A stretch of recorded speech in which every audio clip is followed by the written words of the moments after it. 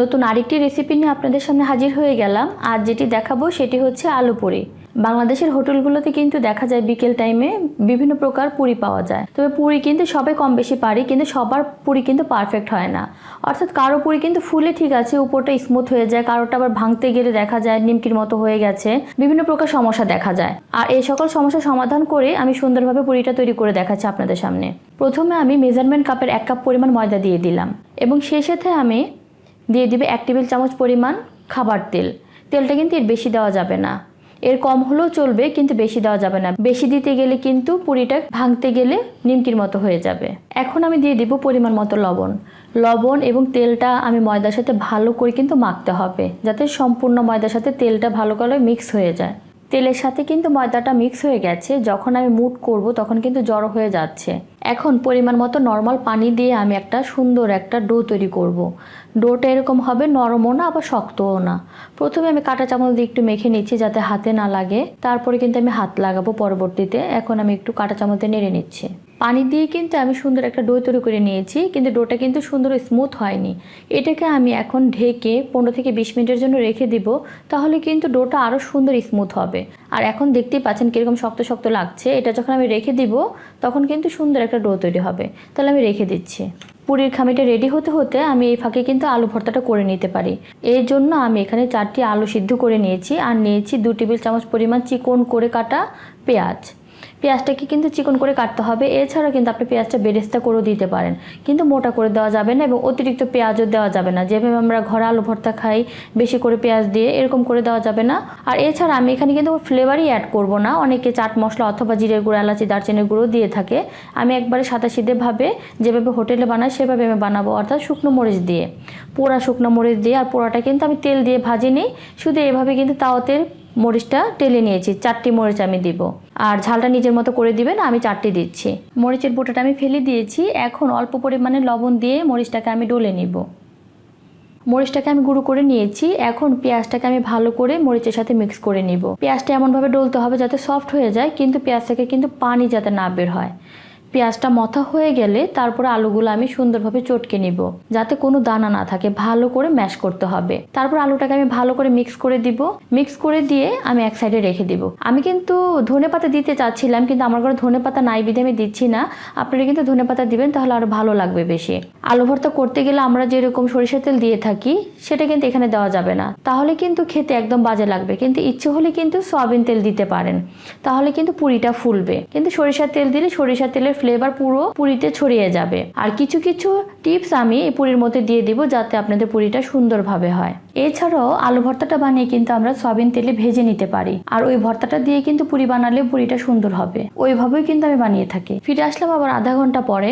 এই ফাঁকে কিন্তু আমি আলু ভর্তাটা করে নিয়েছিলাম। যদি আপনাদের হাতে সময় না থাকে তাহলে 10 থেকে 15 মিনিট রাখলেও চলবে। এখন আবার আমি ভালো করে খামিটা মেখে নিব, তাহলে কিন্তু স্মুথভাবে ডোটা তৈরি হয়ে যাবে। তাহলে আমি মেখে নিয়ে পুরি বানাতে চলে যাচ্ছি।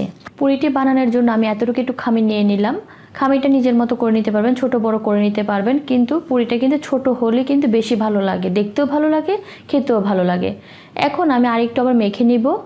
মেখে নিয়ে আমি এরকম করে, অর্থাৎ বাটি আকারে তৈরি করেও কিন্তু ভিতরে পুরটা দিতে পারি, অথবা রুটির মতো একটু বেলতে পারি। তাহলে আমি একটু বেলে নিচ্ছি।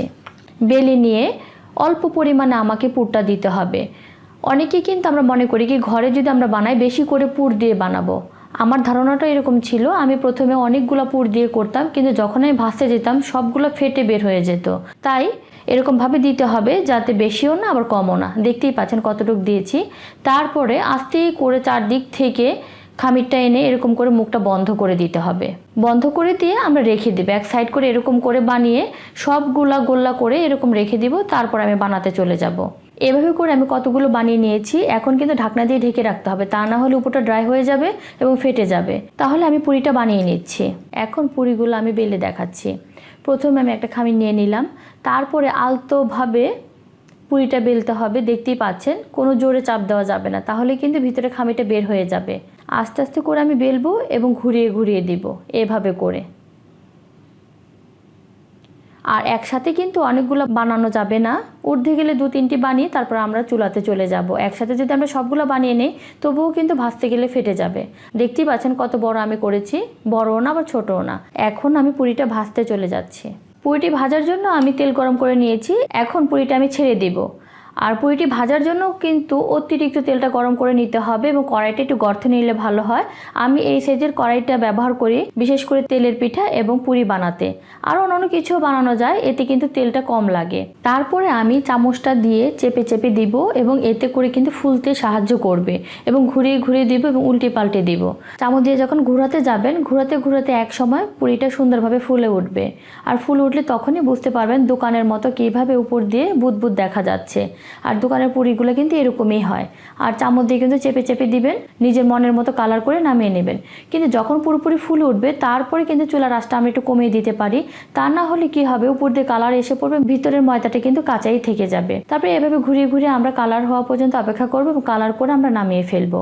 পুরিটা যখন হয়ে যাবে তখন চামচ দিয়ে উঠানোর সময় তেলটা ভালো করে ঝরিয়ে নিব, তারপর একটা টিস্যুতে উঠিয়ে নিব। আর দেখতেই পাচ্ছেন কালারটা কীরকম হয়েছে। আর উপরে কিন্তু ছোট ছোট বুদবুদ দেখা যাচ্ছে। আর দোকানের পুরিগুলো কিন্তু এরকমই হয়। আর এভাবে করে কিন্তু আমি সবগুলো পুরি ভেজে নেব। সবগুলো পুরি কিন্তু আমি এভাবে করে বানিয়ে নিয়েছি। এখন একটু ছিঁড়ে দেখাচ্ছি কীরকম হয়েছে। দেখতেই পাচ্ছেন একটু রাবারি টাইপের, আর উপরটা কিন্তু ক্রিস্পি। আর আমারটা কিন্তু ভালোই ঠান্ডা হয়ে গিয়েছে, তাই কিন্তু এরকম দেখাচ্ছে। আর একটি কথা, আমার এই ভিডিওটা দুটিভাবে বিভক্ত করা হয়েছে। প্রথম যখন আমি ভিডিওটা করেছিলাম তখন আমি ছবিটা নিতে পারিনি, যে কোনো কারণেই হোক।